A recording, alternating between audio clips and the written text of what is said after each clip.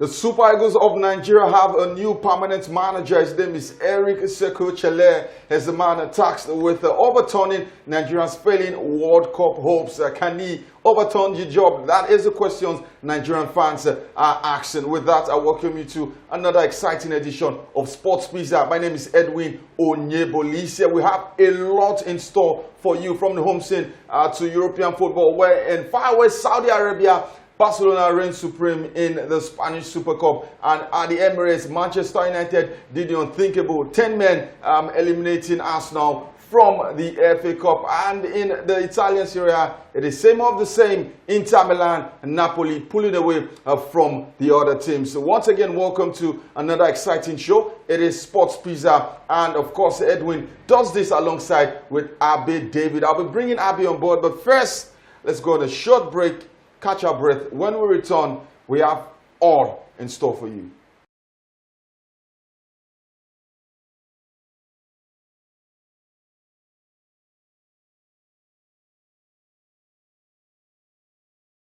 Welcome back. It is still Sports Pizza. Edwin alongside Abi David in the building. David, how you doing? Edwin, pleasure to be here as always. You said you're unthinkable, but I don't know why Manchester United defeating Arsenal in the FA Cup is unthinkable. 10 men. I think, yeah, 10 men in the context of what happened. But almost an hour. Arteta's Arsenal now, it seems they confuse you because they play well, don't convert their chances, and then they get punished with the chances that their opponents create. That's where Arsenal are at this point in time. All right, David, we'll get to Arsenal very soon. But let's start from the home front. The Super Eagles of Nigeria have a new manager, permanent manager, as the case seems, Chele.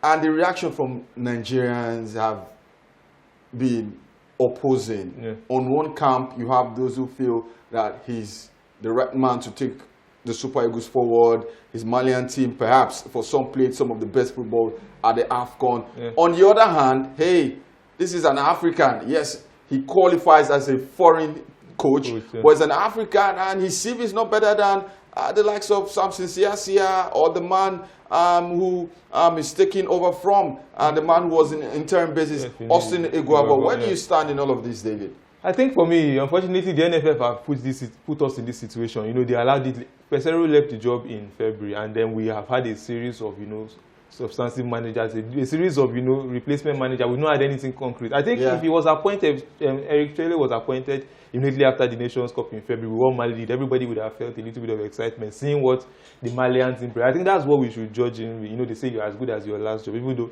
we know he left an Algerian team, MC Oran, to actually take over the Super Eagles. But I think if you judge him based on his last national team job, what he did with that Malian team, the kind of growth and progress Mali made on them between 2022 and 2024, 2 years of solid improvement. And, we got a taste of it first time when, Finidi George led Super Eagles faced Mali in a friendly and were beaten comprehensively, and they took us to the clear. So I think there's a lot of positives for what he can bring to the Super Eagles. Is he the best man for the job? Jury is still out of that, but is he a good candidate for the job? I think so.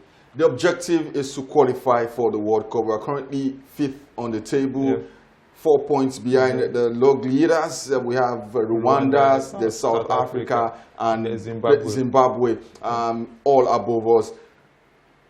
From what you've seen so far, from the Malian job to MC Oran, then you look at the quality in the Super Eagles side, is it doable? Can we qualify for the World Cup? Yes, I think so. It might sound like I'm being optimistic, but realistically, I think it's possible. We have 6 games. We played 3 games, out of the possible fixtures that we have. We have 6 quality games, which we need to at least give our very best. We know for the first part of the qualifier, the first 3 games with different managers, we did not see the very best of the Super Eagles. So I think that's where the optimism is coming from, that we can get our very best if a manager likes it. And for national team jobs, it's not a lot about tactics, and it's about just getting the mentality right and setting the team up to play the very best. We have the quality of players to do it. At least we look at the group we are in. When the draws were made, we had South Africa, we had Rwanda, we had Zimbabwe, Lesotho, Benin Republic. I mean, fans would have been right to have said, this is a group where we can at least top the group or at least finish second. But where we find ourselves now is not the best. But with the manager in charge, we just need to quieten a lot of the noise, get the players playing, and I think we'll get the results needed. All right, fingers crossed on this particular appointment. We're looking forward to the very first game, that's in March, where the World Cup qualifiers will resume. All the best, of course, to the Super Eagles of Nigeria. From the home scene, let's go to European football. Where do we start, David? I want you to choose. Should we start with Arsenal or we start with the Spanish Super Cup? Let's start. Let's get that out of the way quickly. All right, David. Going into the game, United were underdogs. Yeah. Arsenal were supposed to react to that loss at home to Newcastle in the League Cup. They drew. Before that, there was a draw with Brighton in the Premier League. After 120 minutes, David, of which United prevailed via penalties, what was your summation from Arsenal's perspective? I think Take two. Okay. What is your summation from Arsenal's perspective? I mean, what I saw was no different from what I've seen from this Arsenal team over the past couple of months. I think this season of Arteta, this particular season has been a season where Arsenal seems to have hit a brick wall, and they keep hitting that brick wall, and they just, usually when you're faced with a wall, it's either you go over it or you try a way around it. But Arsenal just keep hitting into the wall and expecting it to come down for them, and that's the problem. You watch them, similar patterns, they create chances they cannot convert, and then the opponents get chances and punish them drastically. We saw it against Newcastle. You watch Arsenal and you don't feel this is a terrible team because the way they play well, they create chances, can't score, and that's a problem that you don't think will be fixed by just the players on the field. I think they need something external, maybe a new signing, because look at those chances. Kai Havertz, one of the biggest culprits. Then you watch the likes of Martinelli. There's a lot. Arsenal. When Saka got injured, I felt the quality in the squad is still enough to get over it. But it's clear that other than Saka, Arsenal don't have an elite attacker, and that's a problem. That's where they are faced right now. Currently, Kai Havertz is the face of everything wrong at Arsenal. Is it fair to single him out? Is it fair to hang him out to dry as Arsenal go into a familiar phase where they seem to be on the upward trajectory, and for whatever reason, they just come down crashing? No, I don't think Kai Havertz is being made the scapegoat, but there's a lot of blame to go around. Arteta has a lot of blame. Okay. One thing I like about Arteta is he's a good coach. You've seen him coaching the team, but the problem now is at some certain level, coaching is not all that matters. You need to let these players actually express their ingenuity. You watch Arsenal, you see tried and tested patterns. You know what Arsenal are going to do. The centre backs, when they get the ball, they step on it, play sideways passes one to the other, and then a lot of that. Then they switch the ball out wide. They get those far post crosses. I thought it was a Saka thing. We saw it, and one day the little cameo he had, he was doing the same thing. We saw Martinelli also. Even Tierney, who is not a regular, came in. I was saying, it seems like Arteta has coached them to play a certain way, and then when they're not able to break things down with that pattern, Arsenal look lost at sea. All right, from Arteta's perspective, fans have criticized how he handled the transfer in a season where you finished 2 points behind Manchester City. The idea was to get that centre forward that converts a point to 3 points or losing position to a point. So far, so good. You look at the number of goals Arsenal have scored this season. They've scored 39 goals. Only 2 teams in the Premier League have scored more. That is Spurs and league leaders Liverpool. They've scored the same number of goals in the Premier League with Chelsea. On the outside, it doesn't look like a goal-scoring problem. Now, when you crunch the numbers, for example, the game against Manchester United, they had 26 shots at goal, 7 on target. 22 of those 26 shots were from outside the box. Against Newcastle, it was 23 shots at goal. You had 3 or 4 on target. Now, it runs deeper, and his failure to address that issue seems to be hurting Arsenal right now. Yeah, absolutely. I think for me, one thing Arteta is, and I think he has talked about a lot of time, he's a manager who likes to control every facet of the game, and it's a good thing, defensively he can control. But Arsenal were exciting last season. They were exciting. They were expansive, expressive. Why has it changed? I think Arteta, like I said earlier, I think he has hit a brick wall. Usually teams have found Arsenal out. They know what Arsenal are about, and when you need to actually do something different, Arsenal are unable to, because you know what Arsenal are going to give you when you face them, especially when they play teams that sit deep. It's a monotonous journey. If you're an Arsenal fan, you watch Arsenal games and the patterns keep repeating. Once Arsenal get control of the ball, they allow the opponents sit deep, and then they keep trying the same thing over and over, getting crosses into the box from out wide. And as long as your defense is solid enough to get those crosses, Arsenal will not find different ways to score.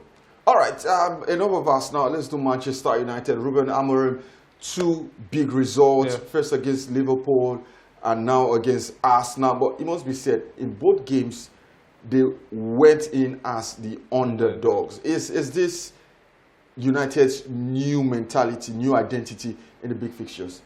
I don't necessarily think so. I think it's just based on, Amorim has looked at what he has on ground right now. He knows where he wants to go. But currently, these players are probably the ones that are going to help him get there. How is he going to be able to manage them to help him get there? I think in the big games, we cannot go toe-to-toe with the very best of teams. So we have to find a way within ourselves, within our system, to get, to stay in games, and then when the opportunity comes, we'll attack it. And I think that's what he has settled with. Now, the objective is to change this identity against the seemingly smaller teams. Those are games where Manchester United have struggled. Do you think United have turned a new corner? I think so. I think one thing that he has done that I think fundamentally has helped the team a lot is, benching the likes of, Eriksen and Casemiro. He has decided that clearly the midfield I want is a midfield of energy, and Kobe Mainoo and Ugarte, two players who are going to give him exactly what he requires. And I think for that reason, you can see a little bit of difference in how United actually play in midfield. Kobe Mainoo is one of the best players when it comes to on the ball, and also he has the energy to run about. Ugarte also offers that. So the moment he decided to bench both Eriksen and Casemiro, more energy in midfield. Then out wide, you have Garnacho. I think Rashford is probably in the past of United's history right now. And Bruno Fernandes, I think he has found a way around getting him to be the playmaker in that team. Everything just seems to be coming together gradually. All right, in other results, Manchester City put 9 past Salford. That was the Manchester derby. And maybe Pep knew that the owners of Salford, former Manchester United legends, so he just told his boys, go out there and smash them real hard. For Jack Grealish, he got his first goal in over a year. Yes, a penalty. Hey, some say it doesn't matter, a goal is a goal.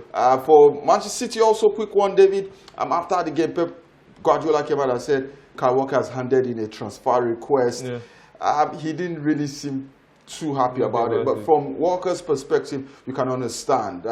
Clearly, this is one of his worst individual seasons in his professional career, and it feels like, hey, I've seen it all, I've done it all, I've won it all. How about I go on a new adventure? Yeah, absolutely. I think this is the fear for Guardiola. We saw it in that terrible run they had. Those players are a lot of key players are mentally checked, and now I think physically they are beginning to check out as well, because after Walker, who next is going to hand in a transfer? Probably Kevin De Bruyne will also want to be on his way. Bernardo Silva as well. Even the goalkeeper Ederson. Probably these days it looks like one leg in, one leg out. So a lot of these senior players are probably going to want to leave. And Guardiola now has a real task of rebuild on his hands.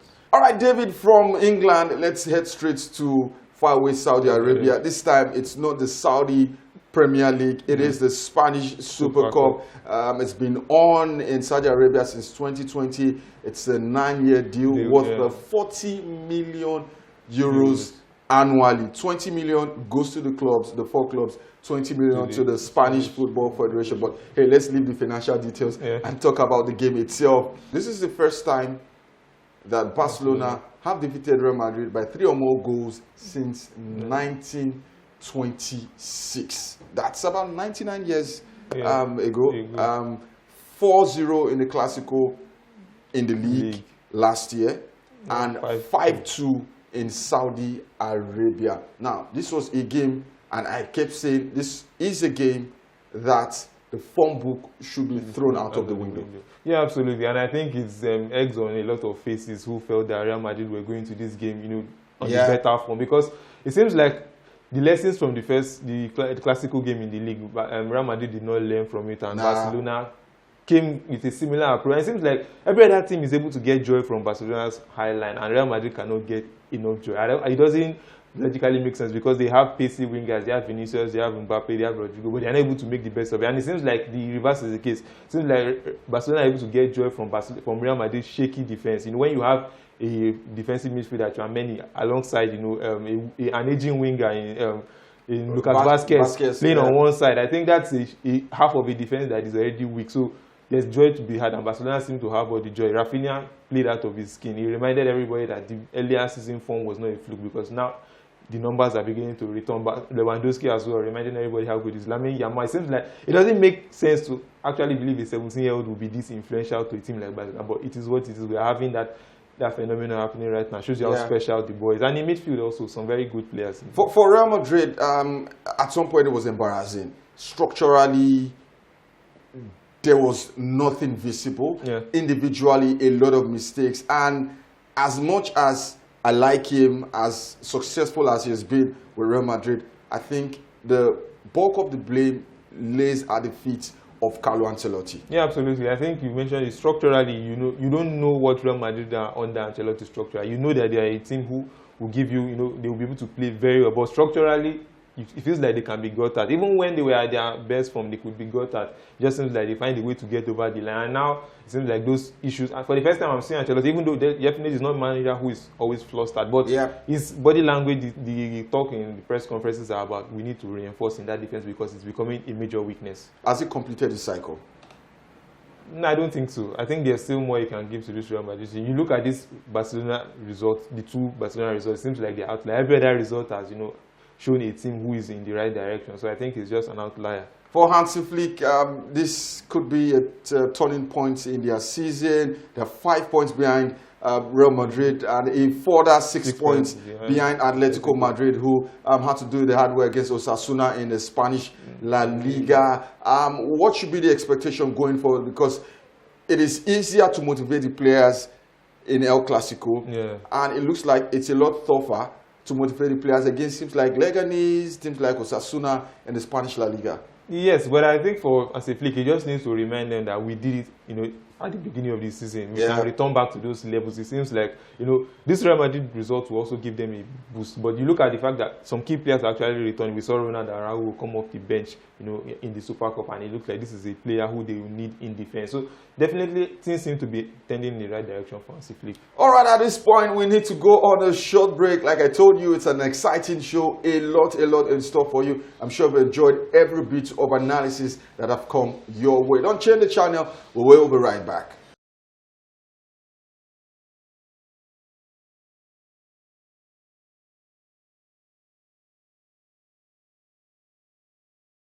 If you're joining us for the very first time, this is Sports Pizza. My name is Edwin Onyebolise, and of course I do this with Abe David. It's a sports show where we give you top-notch analysis, information, entertainment, a bit of banter. You can follow us on our social media platforms. The handles are showing on your screen. Join in on the conversation. They are lovely content also for your viewing pleasure. But David, let's do the Italian Serie A quickly. The boys are being separated from the men. Napoli, Inter Milan are gradually pulling away from the likes of Atalanta, Lazio, and the rest. Yeah, the boys being separated from the men. I had high optimism for Atalanta, what they were going to achieve. Lazio and Fiorentina were not in the picture for them, but Atalanta, I had huge expectations for them, and it seems like consecutive bad results are beginning to affect them because they are not a team who will lose. They are set up very well. They will not lose, but draws are not. They are almost as bad as losses when they come back to back, and that's the fear from considering the fact that Inter Milan and Inter Milan are the best team in Italy by far, squad and quality of play, and then Napoli have the recipe for winning games, 1 game per week. So everything just seems to be against Atalanta at this point in time. Can they muscle enough, resistance to these two teams? Time will tell. All right, David. Let's stick with Napoli for a moment. Kvaratskhelia Kvaratskhelia has handed in a transfer request. Antonio Conte said that he wants to leave. He tried to persuade him, but he said, no, I want to leave. Why the sudden change? Now, this is a team that is going neck and neck with Inter Milan for the league title. He wins another league title and he puts him closer to Diego Maradona. I'm not saying it's on the level of Diego Maradona, but he further etches his name into the history books of Napoli. There's a possibility that he could end the season as maybe one of the best players again. The award he won a couple of seasons ago. Why the sudden change? And you cast your mind back to how the Victor Osimhen issue was handled. Is this a case of internal problems at Napoli, or you feel like Kvaratskhelia feels like I want to play in the Champions League, I can't wait for 6 more months? Yeah, I think a lot of internal problems is down to it. I think the way De Laurentiis runs that Napoli ship, it seems like there's a lot of toxicity underneath the club. And I think for Kvaratskhelia, he looked at his age, he looked at I've won a title, he looked at previous players, how difficult it was for them to get out when they became too comfortable at the club. He felt, if I don't take this opportunity now, they're out. Even though it looks like it's not the best time, but if I don't take it now, I might be stuck here for longer than I want to. So it looked like this is the best time for me to leave. Is it financially motivated?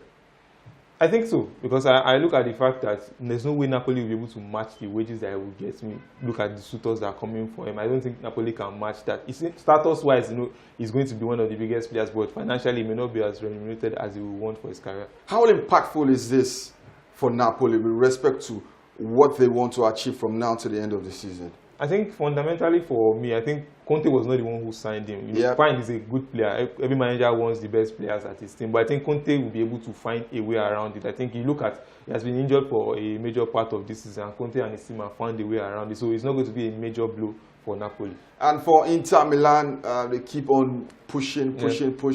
Simone Inzaghi, fresh off from losing the Super Cup to city rivals Milan. It wasn't a goal fest, but they got the job done. For Milan, Sergio Conceição had a taste of what his predecessor faced, 1-1 with Cagliari. In the German Bundesliga, it's 4 points between Bayern Munich and Bayer Leverkusen. Harry Kane had a lengthy interview with L'Equipe where he went on to say, had a lot of individual awards. I want team awards. Is this their year?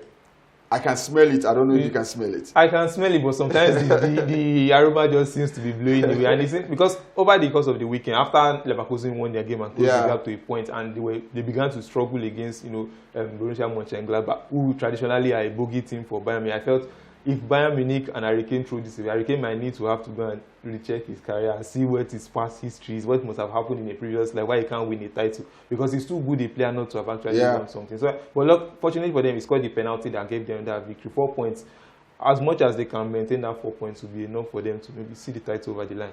All right, David, enough of European football. Let's come back home. Enyimba are all but out of the CAF Confederations Cup. I mean, we saw it coming. At some point, they were trying to give us faint hopes. But I mean, in a game you needed to win against Al Masry at home. When you concede first, I mean, you throw all your chances of actually reclaiming that game out of the window. To think they equalized and then even considered a penalty, you could have lost that game. I mean, they just made all of our predictions come true. And I think try again next season. Unfortunately, our slot as Nigeria will be affected by this failure to qualify. Let's stop with this slot. If you give Nigeria 6 slots, what are they going to do? They won't do anything. I just said that for the for the optics. Every time it's slot. Please put your house in order. Past that, we've gone past that. The champion of the NPFL couldn't scale through the second hurdle. Remo Stars couldn't scale through the first hurdle. Then you have Enyimba, 2-time Champions League winners, can't get past the group stage of the second tier of CAF's club competition. Man, it makes for bad reading. I don't want to soil my mood on the show. Let's wrap up with tennis. The Australian Open is still on. I don't know. Do you believe in karma, David?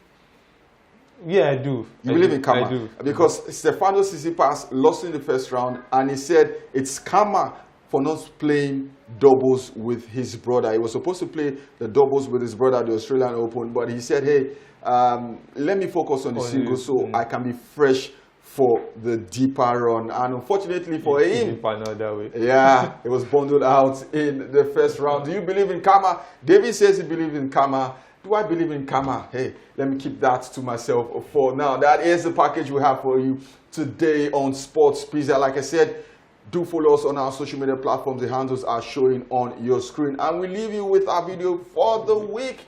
Enjoy it until we return same time next week. David, once again, a pleasure having you on set. Yeah, it was a pleasure to be here doing this with you, Edwin. From David, it's goodbye. And from me, Edwin Onyeboli, said we'll have a sporting week. Until we see you same time next week. Have fun.